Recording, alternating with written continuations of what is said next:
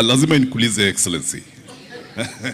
My name is Daniel Ochweri. I think we have been together. I had an opportunity to run for Senate of Nairobi in 2022 election, and I had an opportunity to be shortlisted as a PS, but the shareholding ilinikata mguu. So these are my electorate right here in the United States. They gave us the financing. We came down and we tried to represent them. You have articulated very well that you're going to be engaging the people from the diaspora. Truth to be told, when you come from the diaspora and go back home, it's a different ballgame altogether. So what guarantees are you going to give us as a former vice president and a presidential candidate when we come from the diaspora? We are not going to be disadvantaged from the status quo back at home. That is a big thesis, Your Excellency. You know, it's something that I was removed from the PS list in the morning. Maybe even you're aware about it. Yeah. So how are you going to address the issue of shareholding, and what guarantees are you giving to the diaspora when it comes to issues like that? Thank you. My presence here in the US for 5 weeks or so is a clear demonstration on my seriousness that I want to engage. I think 5 weeks is not a short time. For a leader of my caliber and the kind of work that I have in Kenya, the fact that I've dedicated 5 weeks to come here and engage demonstrates that I have a serious intention to engage.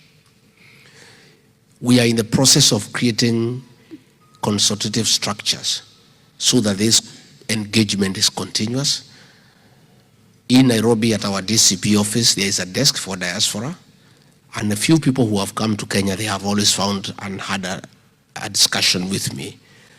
I don't want when you come to Nairobi, you come to the countryside, then you are lost, you cannot find anybody. So we have created a mechanism and an office so that where you come on appointment, you'll be having people you can come and meet and engage. You know, people who have been betrayed, they take time to trust. I'm in the same boat. I've been betrayed too. So that makes the two of us. So all I can do is just ask you to trust me. I can't do anything beyond there because I don't know how to convince you that I'm different. The only thing I know is that I've demonstrated that I'm an honest person. I can sacrifice personal comfort for the common good. I also want to succeed. We don't just want William Ruto to go home. We also want our country to be a good country. We want to succeed. And we have agreed here that the diaspora people are a very serious partner for you to succeed. So I will be foolish. I will be short-sighted. I will be unstrategic not to engage because we are looking for partners. How would we develop our country alone? Our public debt now is almost going to 12 trillion. Unless we have serious injection of capital through foreign direct investment, we will not get anywhere. So these people to come and invest in Kenya will come from where? I am sufficiently aware that I must work with you to be able to get people to come and set up those factories, to come and assist us in agribusiness, to come and transform arid and semi-arid lands. I don't just want to run office. I want to run for office, get elected and succeed. And I don't think you can just get into office and just sit pretty. You must get into office and do the right thing for you to succeed. And one of the things we have identified, and that is why I'm here for 5 weeks and I'll be back again next year, is that you are a strategic partner that I need to engage. If you can trust that, tuendelee. If you can't, doubting Thomases are part of our lives. Sindio? And there's nothing you can do because people are people, you know. Tobias and Sanballat, part of our history. They are those who believe when they see, support whoever the formula favors.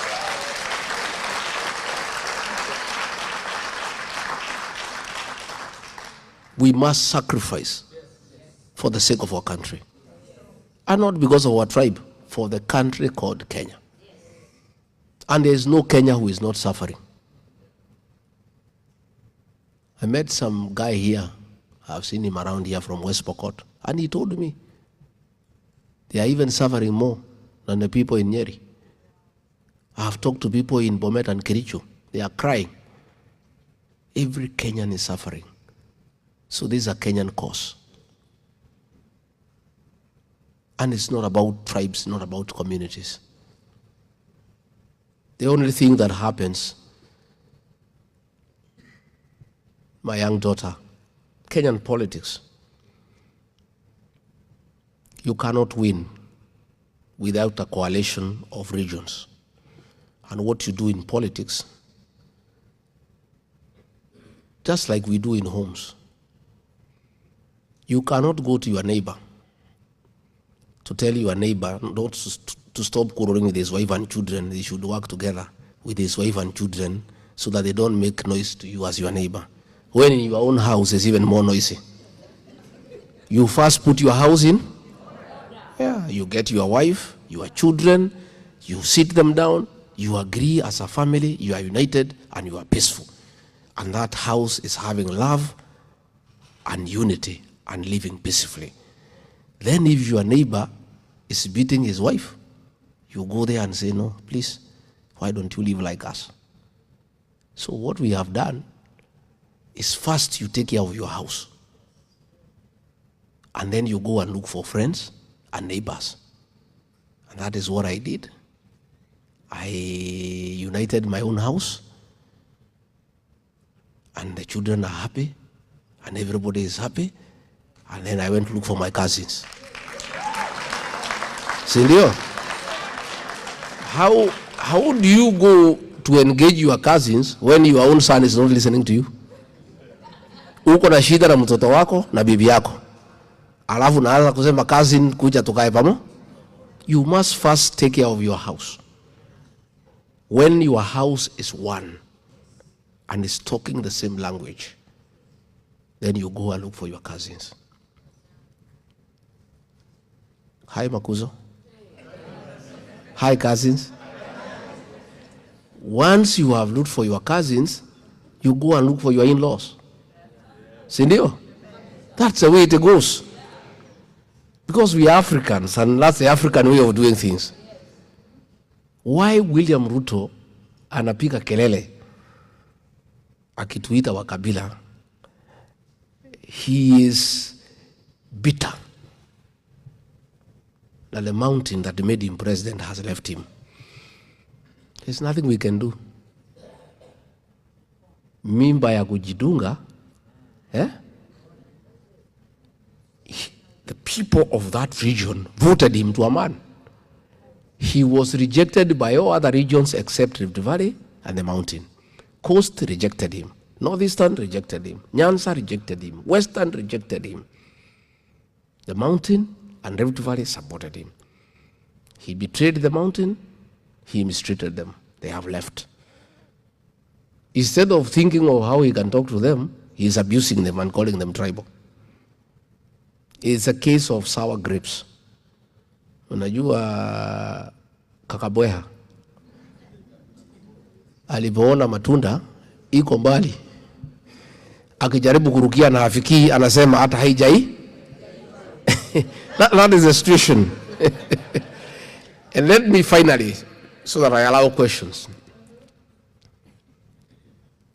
Although Raila Odinga and his members are abusing me and abusing the mountain people for no reason, just because they are with Ruto. Raila Odinga is an old man. And you know, like I have seen here in America, you take care of your senior citizens. And we must always take care of the elderly. Bwana Prime Minister, wewe, ile kitu hiyo Kasongo ataonesha wewe, uliza mimi. The guy is pretending to be nice to you, but utakuja kuniambia. if he conned me and the whole mountain,